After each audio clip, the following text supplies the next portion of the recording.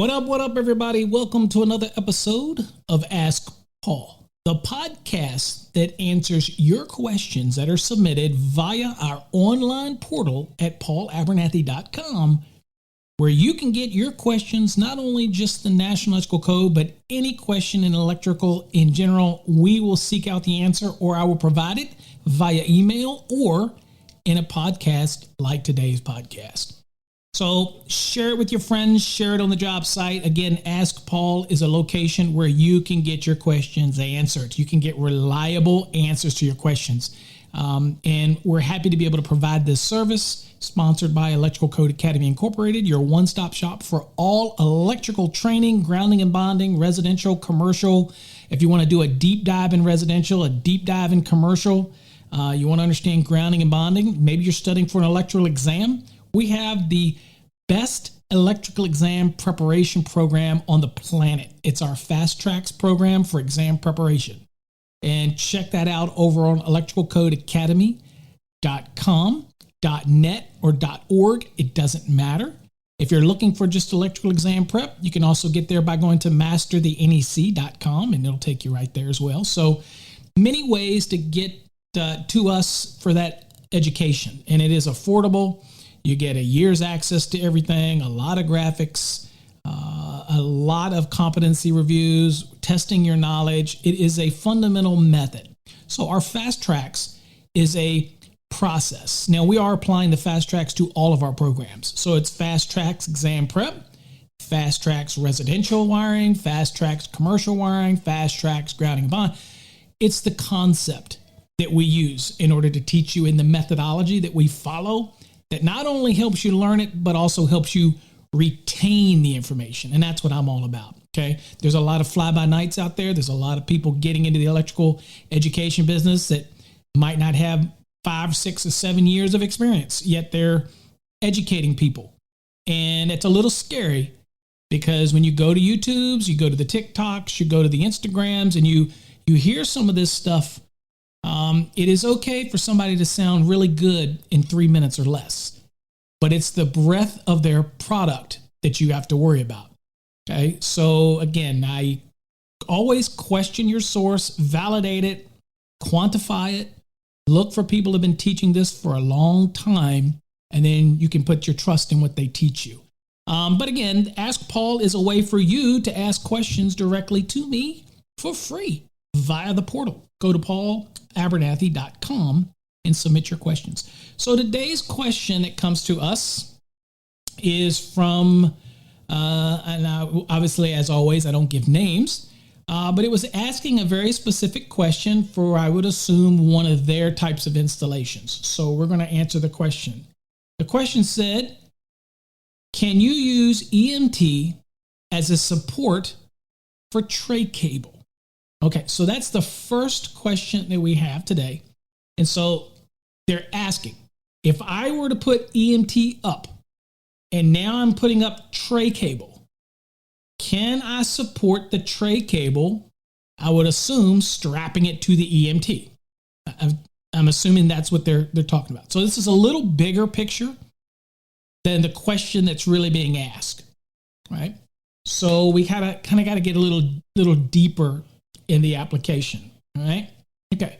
So first things first, let me answer this question with a no, that you couldn't for general EMT. No, but it goes a little deeper than that. So if you have your National Electrical Code, and of course, we're working on the latest published edition, which is the 2020 edition of the National Electrical Code. I'll mind you, we just finished the public comment stage for the 2023 edition. So another year from now or so, look for that thing to be ready to come out. And again, you got a whole bunch of new stuff you get to learn.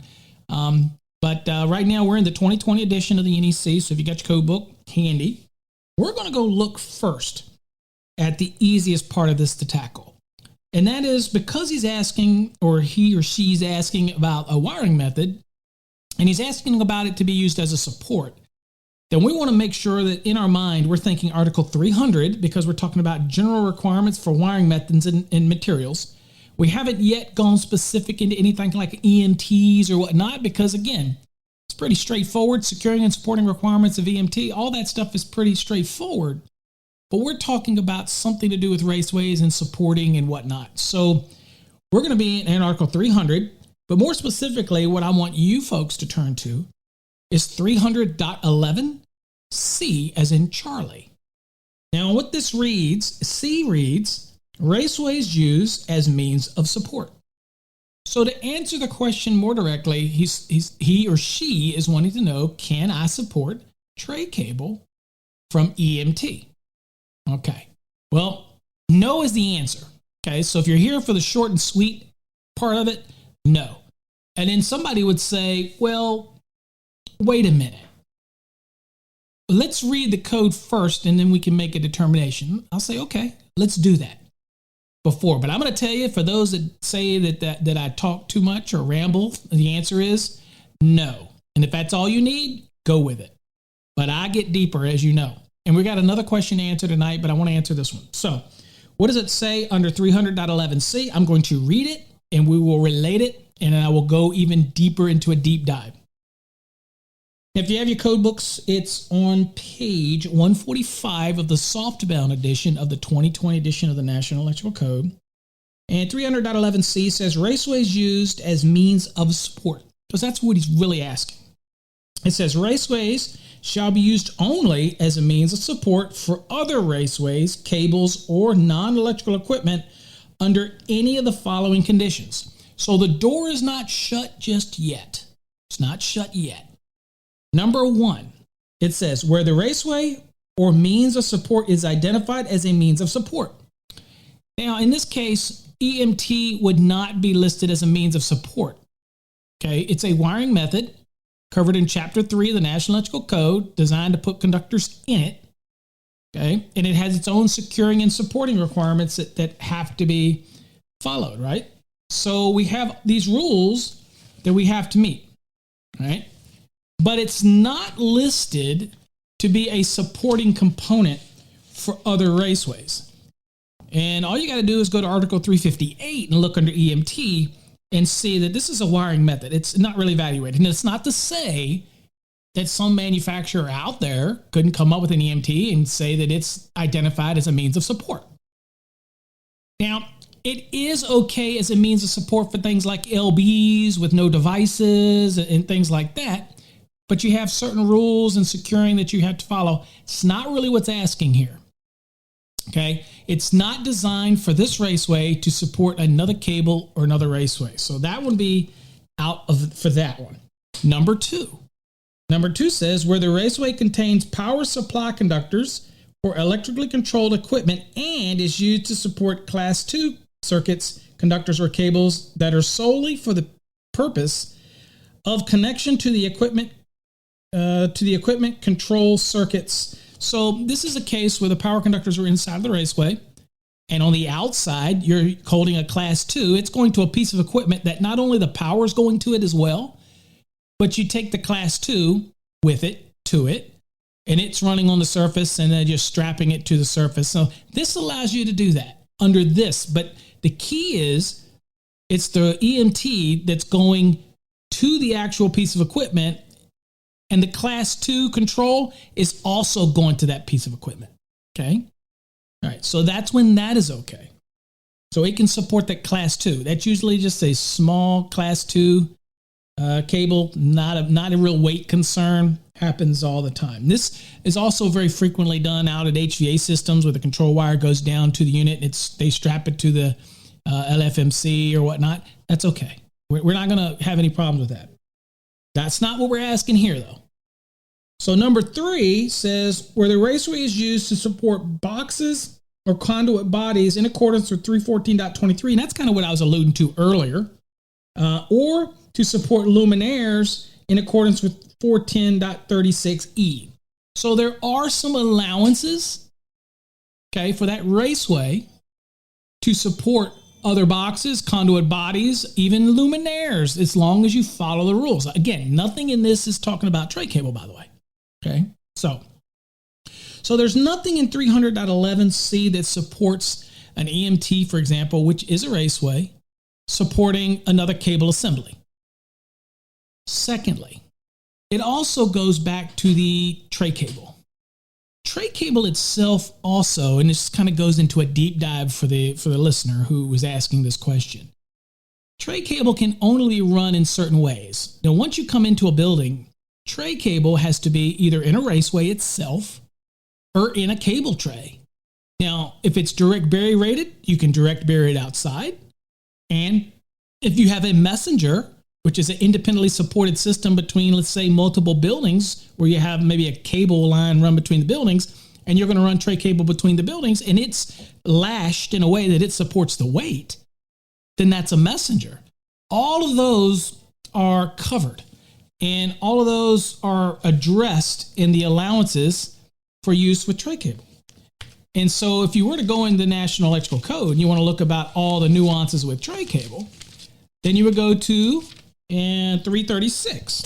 So I'm going to look in our code book, and you'll see tray cable, and you'll look here and you'll see uses permitted, and you'll see uses not permitted.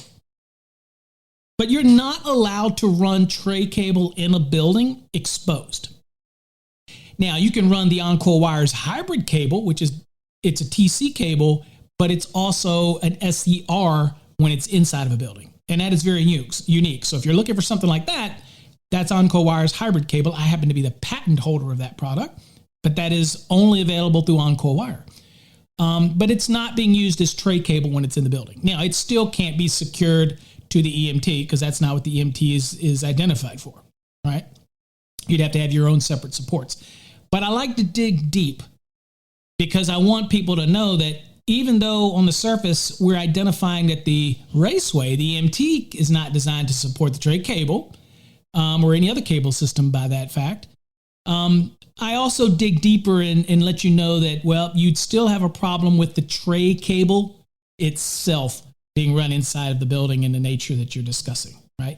So that's something else that you have to take into consideration. And we always have to think about all those little nuances, right, when we're doing an installation. So think about that. And a lot of people say, well, that's code. But you know what? Anybody can run cable from point A to point B. Anybody can bend a conduit. I'm telling you, I can train anybody to do it, okay? So people say, well, I'm more skilled because I can run the cable. I can run the raceways. BS. It's the mental part that you need to learn. Anybody can go on TikToks and Instagrams and post their comments on something, but they don't know and they look foolish. You have to know that code goes hand in hand with installation skills. They go hand in hand. And a well-rounded electrician understands both. And that's what you should be striving to be. Really, you should be striving to be a well-rounded, take pride in your trade and learn all those nuances and just become better. That's why you can demand a higher rate. That's why you can be number one in your area. Okay, so that's enough of that question. So let's move on to, hopefully that answered your question for those that are listening. Let's go on to another question. Let's see, this question that was submitted says, hey, Paul, new listener and monthly subscriber. I already have dozens of podcasts loaded in my library waiting for Monday morning. That's great. Love that you listen to this. A lot of people listen to our podcast on their job site.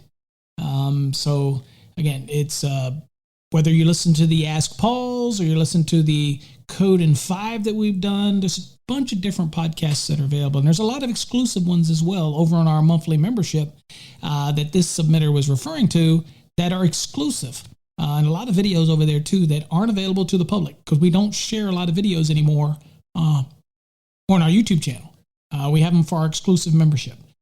Anyway, let's read a little more. It says, I'm in my first year as an RW in Colorado at an HVAC company. AHJs in my area have begun enforcing the GFCI breaker on AC condensers.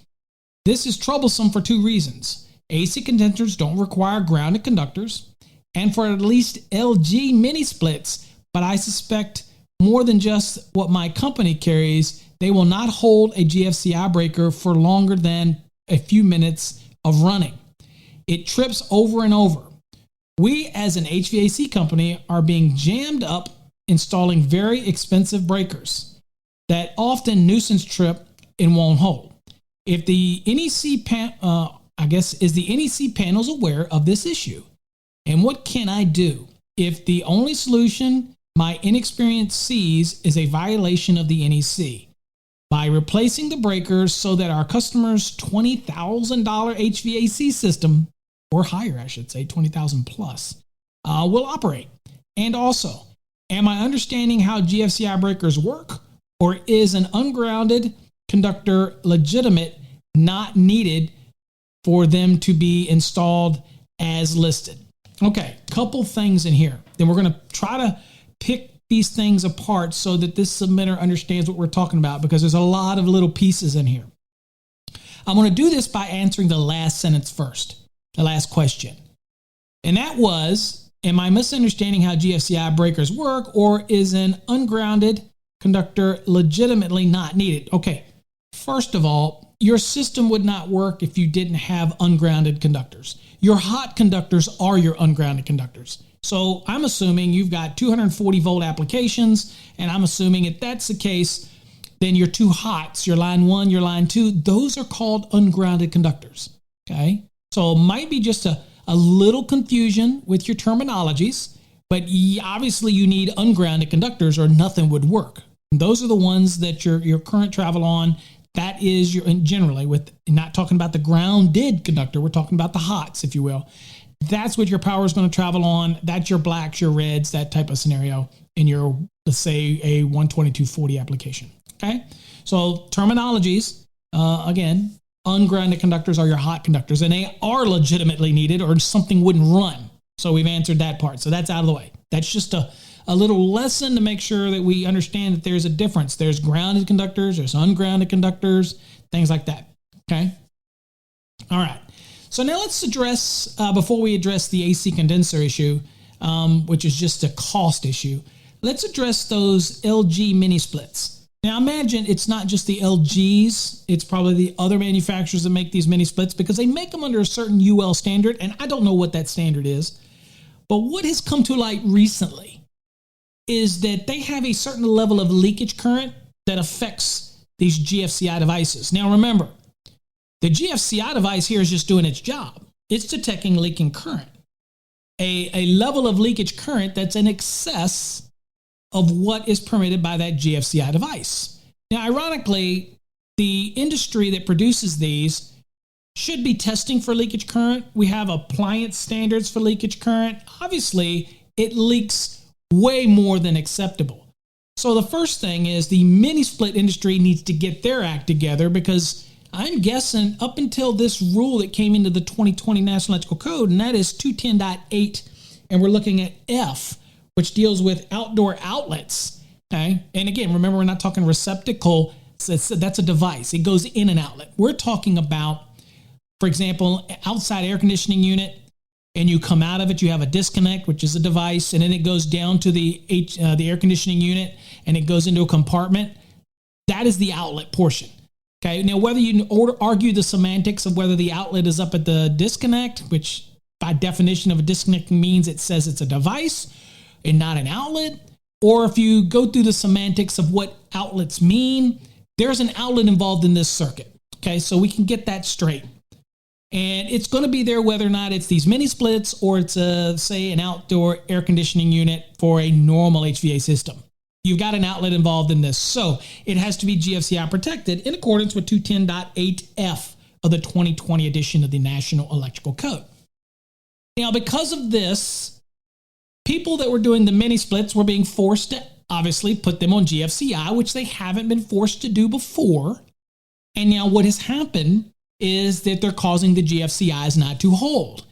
And so in Texas, for example, the TDLR, Texas Department of Licensing and Regulation, put out a memorandum saying they're not going to enforce 210.8F because it was a more increased hazard to risk an HVAC system going out during the middle of summer and then somebody dying of heat stroke because of this known GFCI tripping issue. But it was very specific to these MIniSplit HVAC type systems, which again tells me that the GFCIs have detected a problem with these MIniSplit systems. And so again, it's when the fox is in the hen house, who's checking the hens? So in this case, the MIniSplit industry needs to look at their leakage current and fundamentally how their systems work, because I've looked at the 2023 public comment stage and we're just finished through it. I know there's a TIA, I think, that was circulated on this and known issues, but I might be wrong, but I don't see it removed from the 2023 NEC. I don't see that it's been removed. It looks like the requirement would still be there. So again, in all fairness, there's a chance that it could change, and I haven't seen it in TerraView, which is us on the code panels are looking at. It's not open to the general public yet.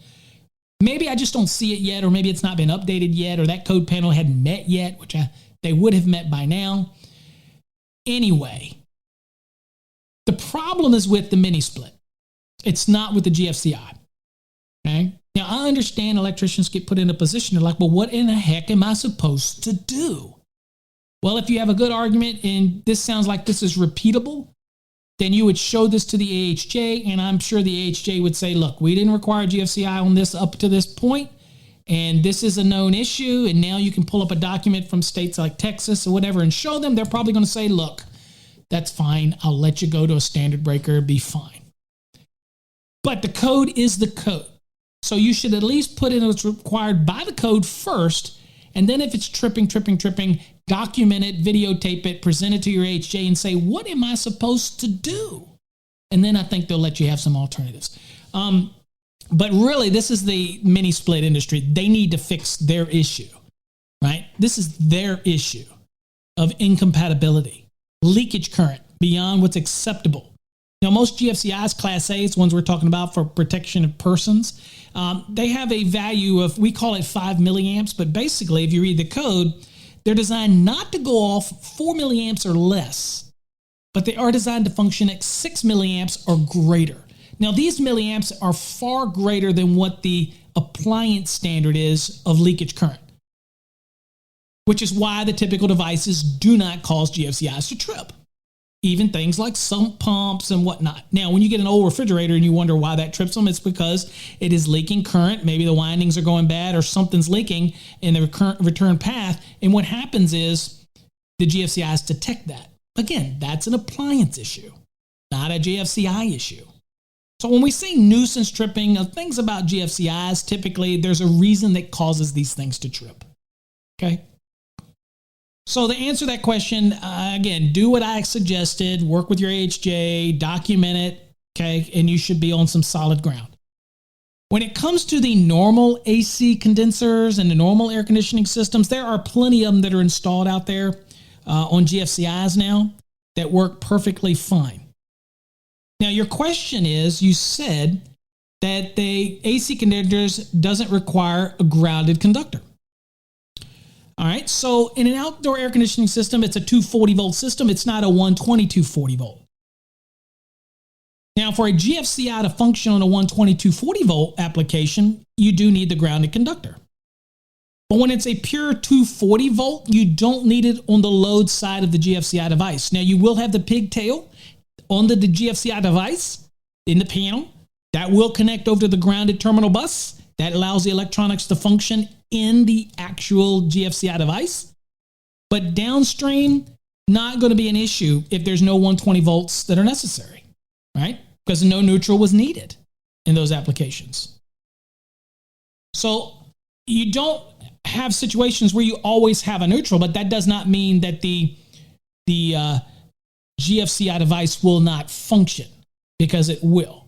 Now, why it functions that way is, again, if you're taking a 240 volt circuit, for example, and you've got alternating current, and you've got leg 1, you've got leg 2, and again, the alternating current changing directions, again, 60 hertz, all of that is basically each pulse is from one phase to the other phase back and forth, back and forth, back and forth, back and forth, all right?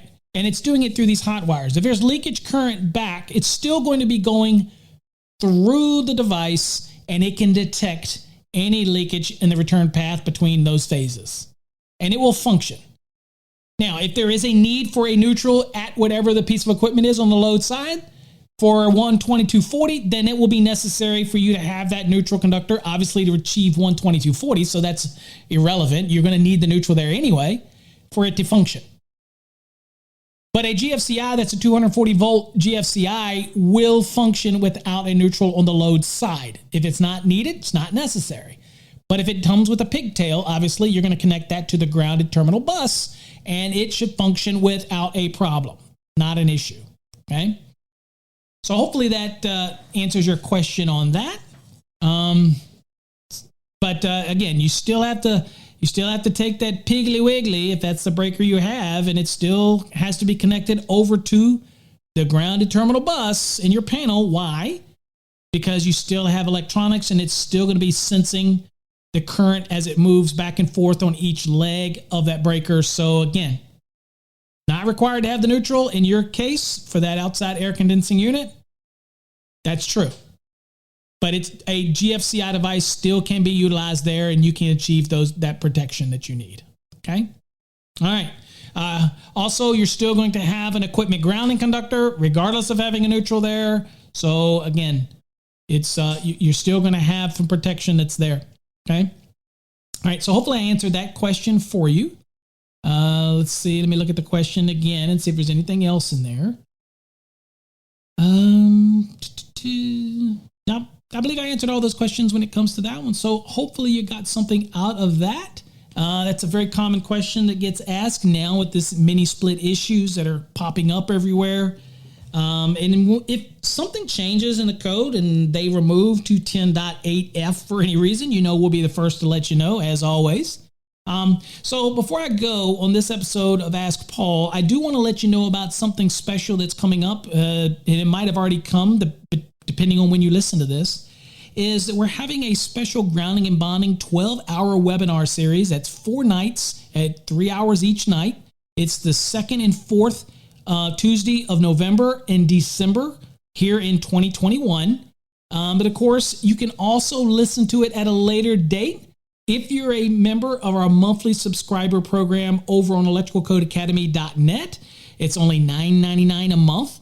If you think of that, that's less than $120 a year for the amount of education, hundreds of videos, all of our upcoming webinars, which normally we charge $300 to $400 for something that's 12 hours like that. You get access to all of that. You get access to our residential series that we're working on, Audible, that you can watch. And there's just so much stuff that we're constantly doing. Plus, you're also giving back and thanking us. And again, it's less than $120 a year to support us, and we appreciate it. You have no idea how much we appreciate you subscribers out there. So check that out over at electricalcodeacademy.net, and you'll see the subscriber button up in the menu, and we look forward to you being a subscriber. If you've enjoyed these Ask Pauls, you can also at paulabernathy.com. There's a donation button there. Feel free to click it and send the donations. We love getting donations. It lets us know you appreciate what we do. But again, the best way to donate is to become a monthly subscriber, or you can become an annual subscriber and just pay it all at one time and get access for an entire year. It's totally up to you. Anyway, hopefully I answered some questions today in the Ask Paul. That's at least 2 of them we got knocked out. Till next time, folks, stay safe. God bless.